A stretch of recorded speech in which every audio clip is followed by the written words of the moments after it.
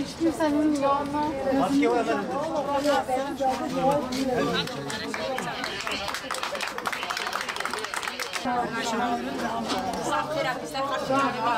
Geçelim abi.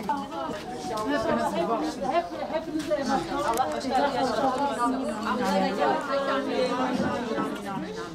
Allah darısı hepinizin başına.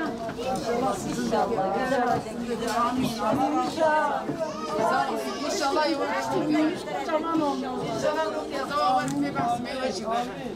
İnşallah. Amin amin amin amin. Bizler çok sevindik. Darısı hepinizin başına. İnşallah sizin de gelir. Bizler çok sevindik. Allah öyle bir iyi versin çocuklarımızdır. Amin amin amin. Ha sizin ha bizim fark etmez. Öyle ki çadırındır. Gelsinler, hepsi gelsinler, dönsünler. Kötü yoldadırlar, iyi yola dönsünler. O da kavuşmanın sevincini yaşıyor.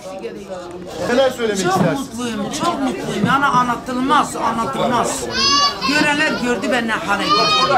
Hiçbir anne o acıyı çekmesin. Rabbim hepsini teker teker gelir. Rabbim hepsini teker, bu cumanın seyirci hürmetine hepsi teker teker gelir.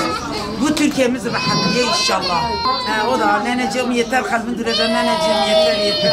Sizin burada nöbete başladığınızı görünce mi geldi? Evet. Çok mutluyuz. İnşallah hepsi bu çadırdakilerin evlatları hepsi gelsin inşallah. Kaç gündür 6 nöbetteydiniz? yıldır ben bu acıyı çekiyorum. Şu anneler de sizi sarılarak karşıladı. Evet, Nasıl hissediyorsunuz? Vallahi çok sevinçliyim, anlatılmaz yani. Şimdi biraz şoktayım da bilmem nasıl oldum. İnanmadım ki İbrahim'dir. Tekrar yüzüne bakıyorum, diyeyim İbrahim misin? De evet nene benim. Ben İbrahim sensin. Çok şükür.